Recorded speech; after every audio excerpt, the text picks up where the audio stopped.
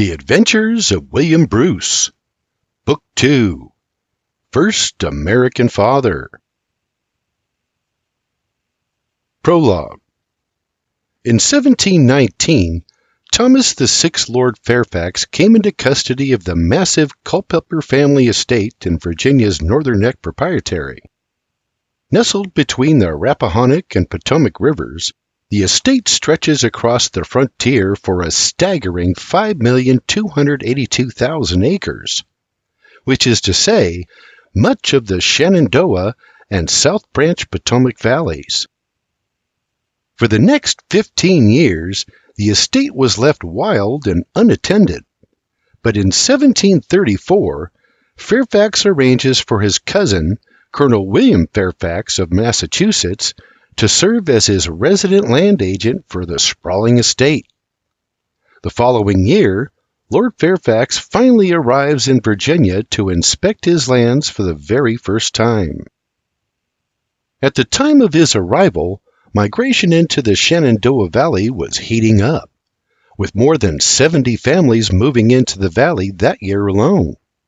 Among them was James Woods Sr., an adventurous 28-year-old lieutenant of the Royal Navy and traveling companion to one of the colonial governors. Originally from Winchester, Hampshire, England, Woods, like William, fell in love with the Shenandoah and swiftly purchased a sizable parcel on Opicon Creek, where he would build a life and pursue his dreams. That year also saw the arrival of Scottish nobleman Sir John Robert Bruce I and his merry band of Scottish frontiersmen, their wagon train arriving in the Shenandoah under the guidance of frontiersman Joyce Height and his son John. On the day of their arrival, the group meets and befriends longtime Shenandoah resident William Bruce Alban, an Irish frontiersman hunter-trapper, who, with help from his old town friends and neighbors, shelters Sir John and his wagon train of Scottish immigrants from the unforgiving winter cold, then help them to build their log cabin homes and mills and quickly settle in. Sir John's land sits on Turkey Run, 6 miles northeast of Old Town. There, in a village dubbed Bruce's Mill or Bruce's Village, he becomes a successful farmer and owner-operator of a thriving grist mill and sawmill.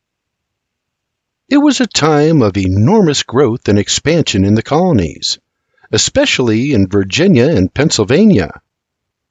In 1737, the walking purchase of 1737 treaty with the Delaware Indians opened the migration floodgates. The treaty stated that colonists could receive any land a man could walk in 1.5 days, a gift from the Delaware Indians. Looking to maximize their claims, many clever colonists hired professional walkers or swift walkers, whose task it was to pace out boundaries of Pennsylvania land. Among them was Thomas Penn, son of William Penn. Naturally, the Delaware people felt cheated. They had offered an olive branch, and the colonists had taken the tree. In turn, the Delawares, and rightfully so, refused to leave the land. Sadly, however, with help from the local Iroquois, the colonists had the Delawares forcibly removed. With so much expansion, it was only a matter of time before disagreements arose, and they did, and many would not be quickly or easily resolved. One such dispute also reared its head in 1737, in a border dispute between Massachusetts and New Hampshire. That heated point of disagreement would linger for the next century and a half. Yet where some struggled, others thrived. As in New Jersey, where the following year, in 1738, saw the appointment of Lewis Morris as their first governor. That same year, the father of our nation's father, George Washington, Virginia resident Augustine Washington, recalled his son Lawrence from the Appleby School in England. Upon his return to the colonies, Lawrence settled into Little Hunting Creek, a Virginia plantation Augustine's grandfather built 64 years earlier. Lawrence turned 21 the following year, making him of legal age, and he immediately began purchasing parcels of land adjacent to the plantation, beginning with a grist mill on nearby Doe Creek. And by the end of 1739, not 2 years after his return, he had firmly established himself. His display of independence freeing his father and family to return 40 miles south to their Fredericksburg home. In this era of struggles for land, colonial boundaries, and freedom, the lines between right and wrong were often blurred. Specifically, with regard to whether it was right and just for one man to own another, like a horse or cow. In South Carolina, that issue overheated in 1739 when 3 African American uprisings occurred, each resulting in countless deaths. Additional revolts occurred the following year in Charleston. The aftermath saw 50 slaves sentenced to death and hung. Tragic and ironic, considering that men who migrated to the colonies to be free now sought to take that freedom from others solely for their own benefit. And those dark clouds would not soon dissipate. While it is true the British had firmly established themselves in North America, threats from the French and Spanish, who sought their own claims on the continent, still remained.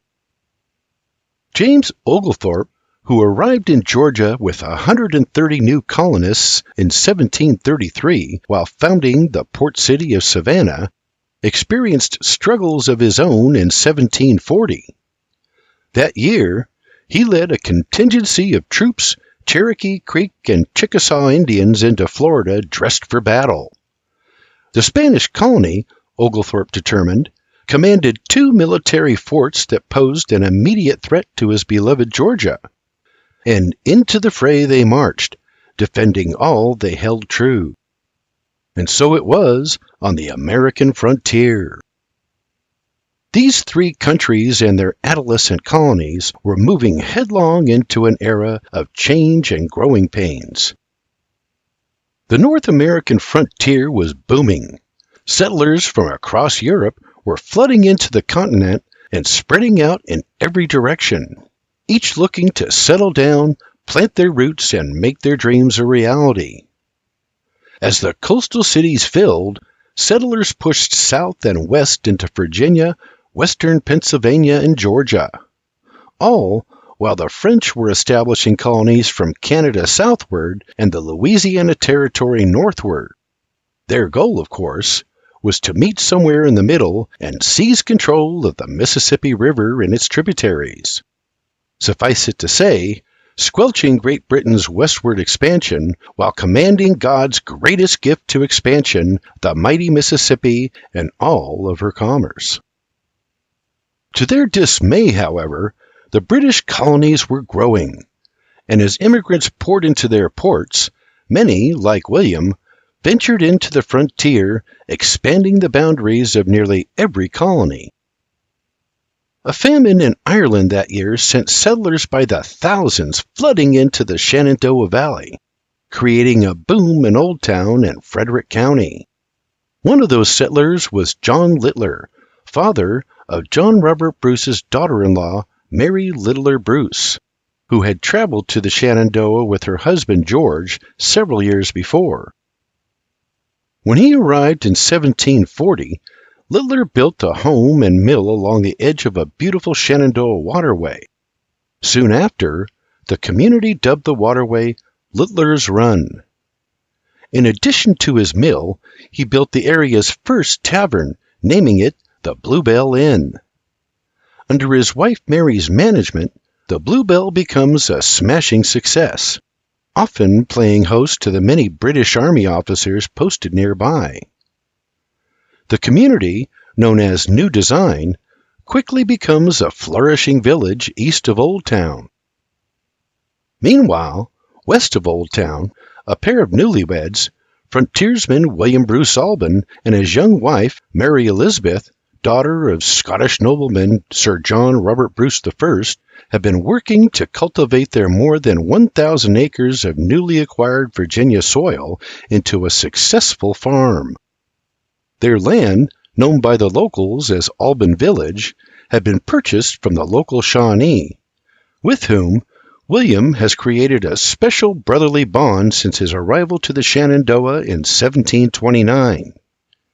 With his successful meat and fur businesses and new farm keeping him busy, William's plate is full, and he just stumbled into his bedroom in time to learn his plate was about to get a little fuller.